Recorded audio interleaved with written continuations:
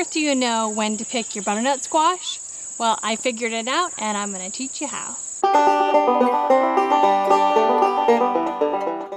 Hi everybody, thanks so much for coming by the homestead. My name is Sarah from Traditions Homestead. And remember how excited Kevin was to harvest our popcorn? Well, I think that I am even more excited to start harvesting our butternut squash.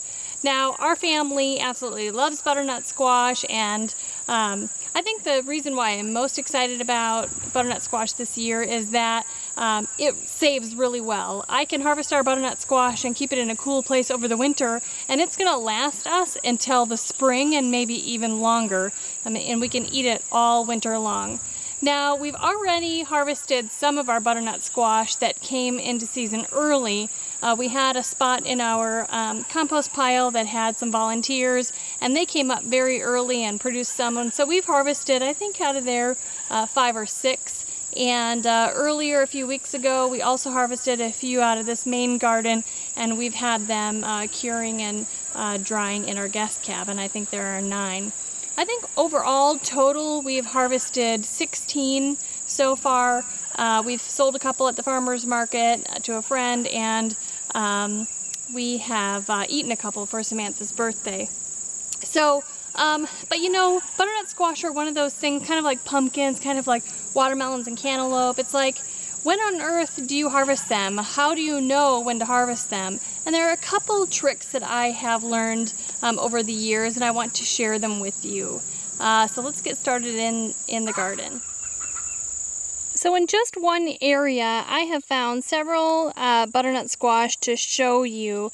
And the first thing that I'm going to teach you about harvesting butternut squash is the right color that they should be. Now, I want to start off with showing you what they look like when they're really small.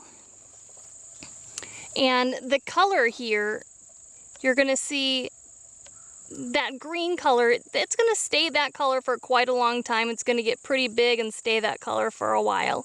And once it starts to ripen, then it's going to start turning kind of a light yellow color. You can see here, this one is a light yellow color, but it's not ready. When they are ready, they're going to turn a nice golden color.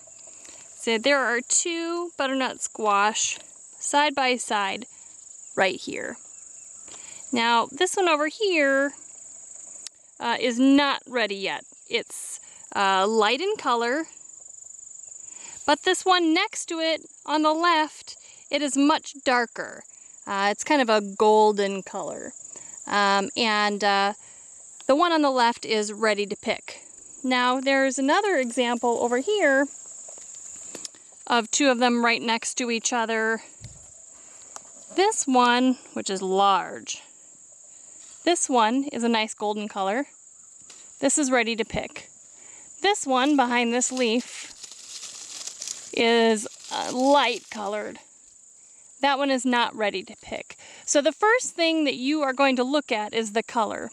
This up here is a birdhouse gourd, and it should not be over here, but those vines have gone berserk and have gone everywhere, so we have butternut or birdhouse gourds everywhere.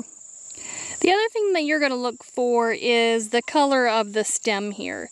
This coloring is starting to look right. It's starting to look kind of nutty and kind of darker, kind of goldish. But the stem here is still pretty green. It's actually very green and fresh looking. This is not ready to harvest. It's too green yet. So I'm going to show you an example of a stem that looks perfect and that we can harvest.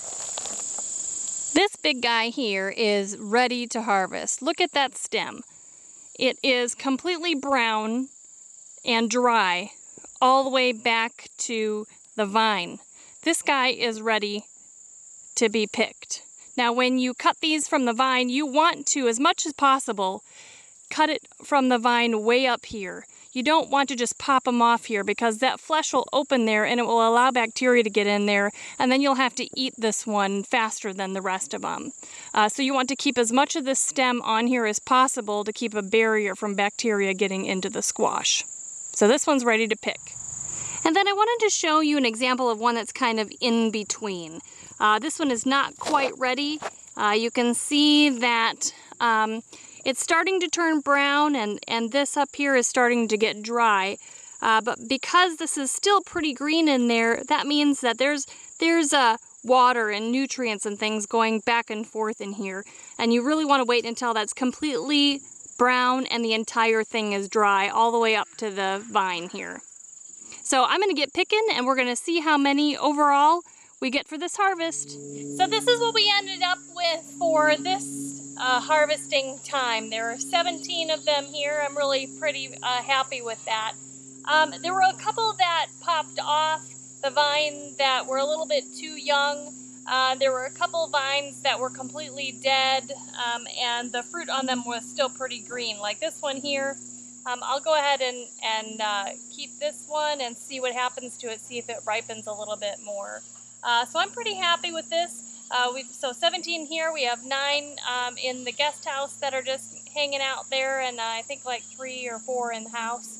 And there are quite a few more out there in the garden, so I'm really happy with that. Now the next step with these guys is they need to cure in the sun in a warm place for a while. Now, I would say a week, 3-4 days up to a week, because they need to harden, they need to completely dry out before we put them in cold storage. And we haven't quite decided if we're going to be putting these guys in our root cellar over the winter or if we're just going to keep them in our guest cabin. We just need to make sure that they don't freeze. But this is very pleasing to me. I'm so happy to be able to have this as some food security over the winter. We love butternut squash. They grow prolifically here, and we're going to be doing this every year, I think, from now on. If you guys have any questions about this, let me know, and I'd be sure happy to answer that. But I hope that my video can give you a little bit of confidence about growing these for you and your family so that you can be a little bit more secure in the food area. And so I'm gonna wrap this up. I hope you enjoyed the video. Give us a thumbs up, and don't forget to hit the subscribe button on your way out. And until next time, you guys, take care and God bless.